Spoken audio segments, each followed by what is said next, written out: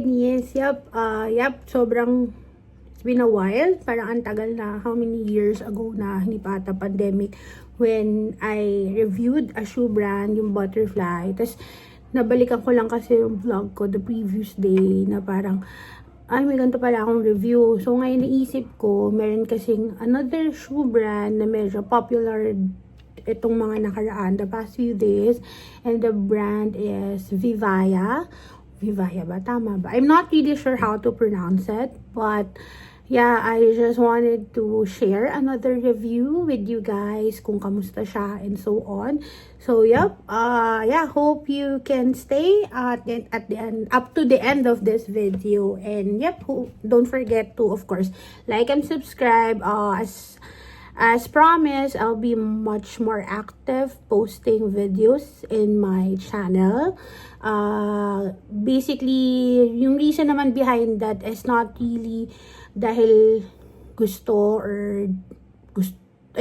dumami yung followers and so on. No, I realized na ang dami-dami na pala namin travels, dami-dami na namin memories na hindi namin na video or hindi namin mabalikan na kasi nga hindi namin siya properly na compile. So, doing this proactive vlogging or video para lang someday may mabalikan pa rin and yun, makita namin, okay, ganito pala yung mga nangyari and so on. So, So, sorry for the long intro, but let's do this. Okay, so guys, as mentioned, the brand is Vivaya. I'm not really sure kung paano siya pronounce, but I have two shoes in here na pinurchase ko sa kanila. I purchased it online kasi I think that time they don't have a physical branch yet here in the Philippines. I think right now they have na in Mega Mall, but previously kasi, mga parang pop-up store lang ang meron sila and one is in Rockwell. And then after nawala sa Rockwell, nagkaroon naman sa Shangri-La. So, ganun siya. So, kaya online ko siya binili. So, two kinds siya. The other one, yung nasa ilalim is the comfort one. And then yung nasa ibabaw, yung parang ordinary shoes. So, I'll start first with quick feedback already. To be honest, nagulat ako. Kasi nga, sabi ko nga, the lower one, yung comfort. Ito yung hindi. Pero yung comfort kasi, hindi siya nag-fit sa paa ko. The shape did not look good. Plus, yung, ewan ko, parang masakit siya sa paa ko. I'm not sure with others. Kasi parang sa iba okay naman. At may foam naman yung ilalim niya.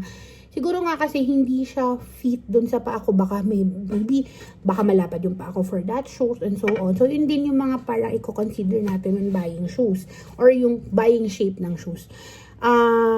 I was not aware then about the shape nung nag-purchase ako. Kaya pala meron silang mga nakasulat na almond, round. Akala ko it's parang part of the name ng shoes. Yung pala, yun na rin yung description kung ano yung shape ng shoes. So, sadly, for this one, I'm letting it go.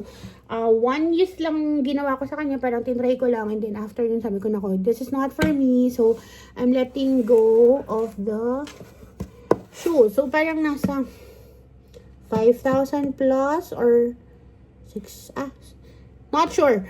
Kasi dollars ko siya na purchase. Pero something around 6,000 plus, and then this one is around 5,000, 6,000 plus din. Pero yun nga, kasi na-purchase ko siya sa dollar, so depende sa currency that time. So, let's open the first box. Ito yung comfort, yung sabi ko sa inyo, sadly, hindi siya nag-swak sa akin.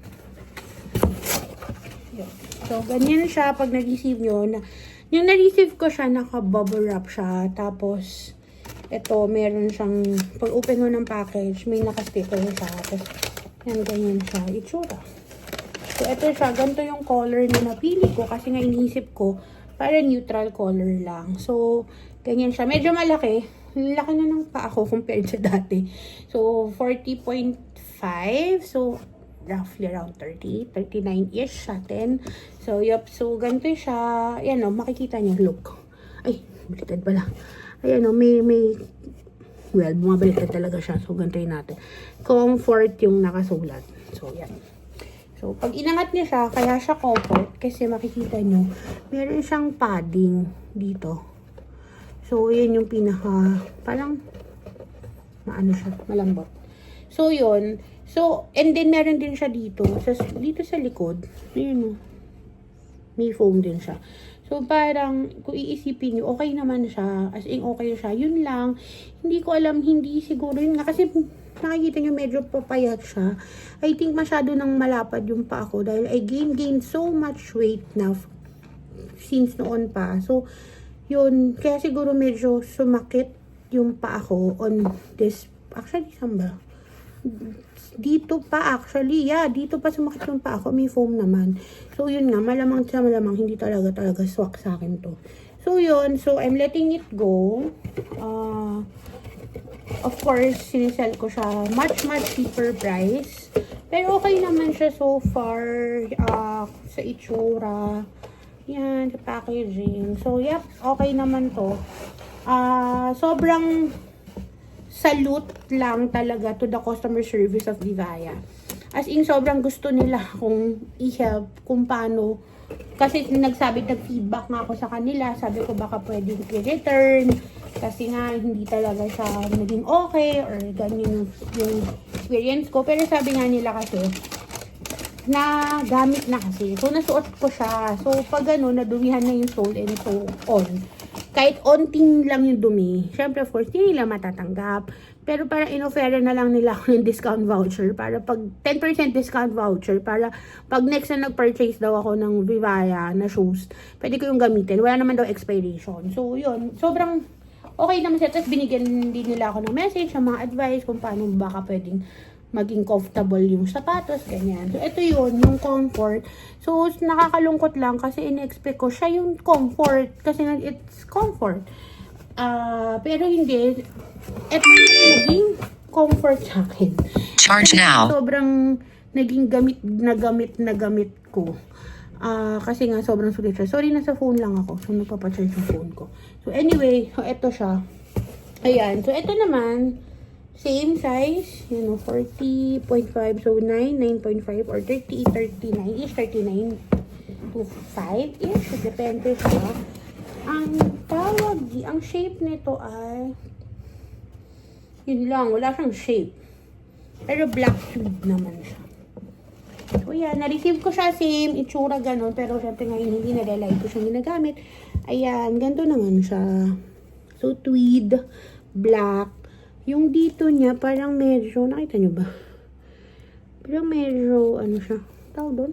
Parang ganun na tela. Stretch. Knitted, parang ganun. Tapos ito tweed. Yan, makikita nyo naman, gamit ko siya.